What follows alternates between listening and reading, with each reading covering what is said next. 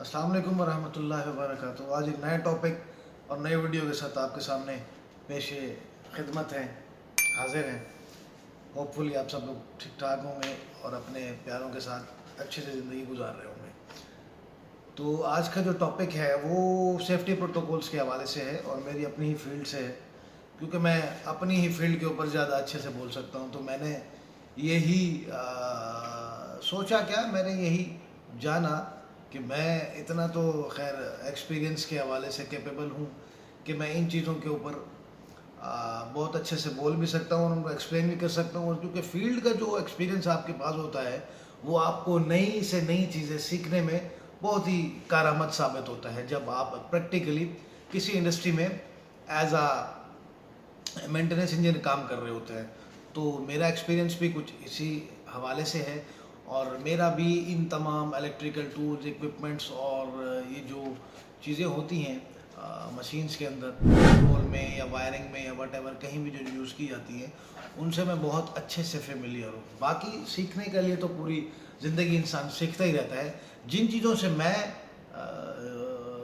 यानी मेरी हद तक, मेरी ज़ात की हद तक जितना मुझे एक्सपीरियंस है, और मैं यही कोशिश करता हूँ कि उसको आगे कन्वे करता रहूँ। काफ़ी दोस्त भी हैं जो हेल्प करते हैं इस हवाले से, और या कुछ भी जो हमारी कम्युनिकेशन इस हवाले से होती रहती हैं, तो उनसे भी हमें सीखने को बहुत मिल जाता है। तो आज का जो टॉपिक है वो मैंने पहले भी अर्ज़ किया वीडियो को स्टार्टिंग में, वो है सेफ्टी डिवाइसेस।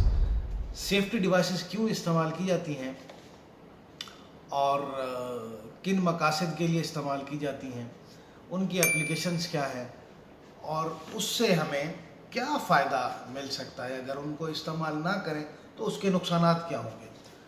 जो भी हमारी कंट्रोल पैनल होता है किसी भी मशीन का या कुछ भी इंजेक्शन मोल्डिंग का या वट आप किसी भी इंडस्ट्री में काम कर रहे हैं, तो साफ ज़ाहिर है आपको फेज़ के थ्रू ही आपने उसकी सप्लाई देनी है।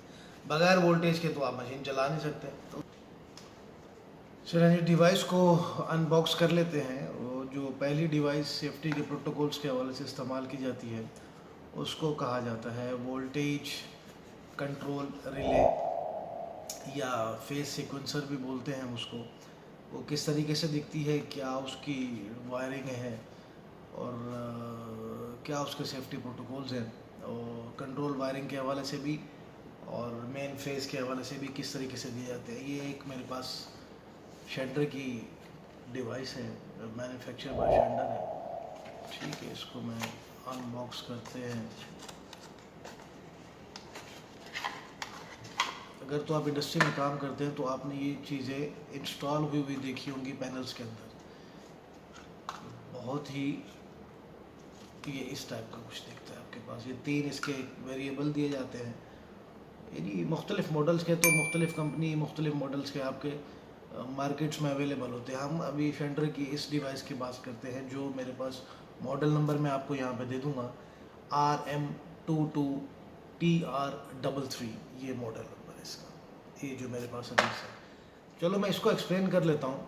तो पहले 2-4 चीज़ें, इसको इस्तेमाल क्यों करते हैं। इसको इस्तेमाल इसलिए करते हैं कि कुछ भी आपके पास लोड साइड पर या जो मेन लाइन के अंदर जो आप 3 फेज सप्लाई दे रहे हैं, आर रेड येलो ब्लू, या इवन कि आपका न्यूट्रल भी अगर डिस्कनेक्ट हो जाता है या आपकी वोल्टेज फ्लक्चुएशन हो रही है, या तीनों फेज में से कोई भी एक या कम हो जाता है या डिक्रीज़ हो गया या इंक्रीज़ हो गया, जो भी आपने इसकी लिमिट सेट की है मशीन के हवाले से, कंट्रोल के हवाले से, पैनल के हवाले से, तो उसमें फ्लक्चुएशन आ रही है। तो ये जो डिवाइस है आपकी, ये इसका सिर्फ़ और सिर्फ काम ये होता है कि इसने जो आपकी कंट्रोल सप्लाई जा रही होती है उसको with in a second disconnect करना होता है, ताकि आपका जो कोई भी मज़ीद कोई बड़े नुकसान होने से बचा जा सके। इसलिए इन डिवाइसेस का सर्किट के अंदर होना बहुत ही ज़रूरी है। इसको वायरिंग किस तरीके से की जाती है, मेन जो आपके 3 फेज आ रहे होते हैं सप्लाई पैनल के अंदर, पहले तो वो L1, L2 और L3 ये यहाँ पे दे दिए गए हैं। आपने इसकी लाइन यहाँ पे दे देने हैं, ठीक है। और इसका जो कंट्रोल है वो नॉर्मल 2, ये इसमें तो आपके पास 3 ऑप्शन आ जाती हैं। आपने अगर कोई इंडिकेशन के लिए, ट्रिपिंग के लिए कोई इंडिकेशन देना है तो वो भी आप इसके थ्रू दे सकते हैं, कोई बल्ब या कुछ भी कंट्रोल के अंदर। दूसरा, आप इसको जो कंट्रोल वायरिंग है वो डीसी भी हो सकती है, एसी भी हो सकती है। किसी मोटर को स्टार्ट करने के लिए कोई आपने कंट्रोल वायरिंग की हुई है, आपने मोटर इसके थ्रू दिया हुआ, पैनल के थ्रू 3 फेज मोटर चल रहा होता है, उसमें मल्टीपल स्नैरियोज होते हैं, कुछ भी मतलब अपने रिक्वायरमेंट के मुताबिक या मशीन के रिक्वायरमेंट के मुताबिक जो भी स्नैरियो यूज़ किया जाता है वो आपने कंट्रोल इसके एनो से दे देता है। मतलब नॉर्मल जब ये ऑन होगा, मतलब अगर फेज फ्लक्चुएशन या कुछ भी नहीं होगा, तो जो जैसे ही ऑन होता है आपको पता है जो उसका एनो टर्मिनल होता है वो एनसी हो जाता है, जो एनसी होता है वो एनो हो जाता है। इसका इस तरीके से ये ऑपरेट होता है। क्योंकि रिले तो अगर किसी को नहीं पता तो मैं उसके ऊपर भी इंशाल्लाह एक वीडियो बनाऊंगा, एन ओ एन सी के हवाले से, इनके जो इंटरफेस होते हैं वो किस तरीके से ऑपरेट होती है रिले। ठीक है, ये भी इंटरनली, चूँकि इसका नाम से ही एक अवेयरनेस हो जाती है, आपको पता चल जाता है कि ये वोल्टेज कंट्रोल रिले है। मतलब वोल्टेज कंट्रोल रिले का मतलब ही यही बता रहा है कि वोल्टेज को कंट्रोल करेगा। सर्किट के अंदर कहीं फ्लक्चुएशन, कहीं भी डिस्ट्रक्शन हो रही है, अगर ज़्यादा हो रहा है उसको उसमें भी इसको डिस्कनेक्ट करना है, अगर कम हो रहा है तो भी नुकसान है। जो भी हमारी अप्लायंसेस हैं उसको अगर रिक्वायर वोल्टेज नहीं जाएंगे तो प्रॉब्लम क्रिएट हो जाता है। इंडस्ट्री के अंदर हमारे पास जो चीज़ें यूज़ की जाती हैं वो इतने कोई नॉर्मल नहीं होती, वो कॉस्टली चीज़ें होती हैं। उनको प्रोटोकॉल्स में हमारा पहले ही प्रोटोकॉल ये होती है कि उसको सेफ्टी, उसको सेफ कैसे करना है, मतलब उसको इन चीज़ों से बचाना कैसे है। अगर कहीं भी प्रॉब्लम आ जाता है लाइन के अंदर, या बैकअप पे कुछ भी हो जाता है, फायर होता है, शॉर्ट होता है, या हमारे मोटर डिस्टर्ब हो जाती है, मोटर की वाइंडिंग उड़ जाती है, या पैनल में कुछ हो जाता है, मल्टीपल सिनेरियो होते हैं, तो उसने उसको with in a second trip कैसे करना है, ये इसका काम होता है। इसमें 3 आपको ये वेरिएबल दिख रहे हैं। इन तीनों वेरिएबल का क्या काम है वो भी बताएं तो मैं वन बाय वन। इसमें एक मिनिमम वोल्टेज भी सेट कर सकते हैं आप। सपोज मिनिमम वोल्टेज मैं 380 रख देता हूँ, तो उससे नीचे जाएगा तो भी ट्रिप होगा। मैक्सिमम 440 रख देंगे, ऊपर होगा 440 से तो भी ट्रिप होगा।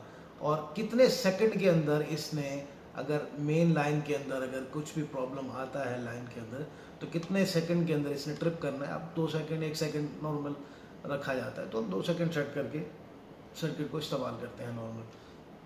तो ये ओवरऑल इन चीज़ों का इस्तेमाल क्यों है, कैसे है, क्या है, इसका मकसद क्या था, वो मैंने आपको इस वीडियो में बता दिए। बाकी जो बेसिक चीज़ें थी वो मैंने कुछ पहले वीडियोस बनाई हैं मेरे चैनल पे। ज़रूर आप सब्सक्राइब कर लें चैनल को, ताकि मज़ीद इस तरह के इंफॉर्मेटिव वीडियो मैं अपने इलेक्ट्रिकल पॉइंट ऑफ व्यू से आपके साथ शेयर करता हूँ। बाकी कोई सजेशन है, कुछ है, तो आप ज़रूर मुझे बता सकते हैं इस हवाले से।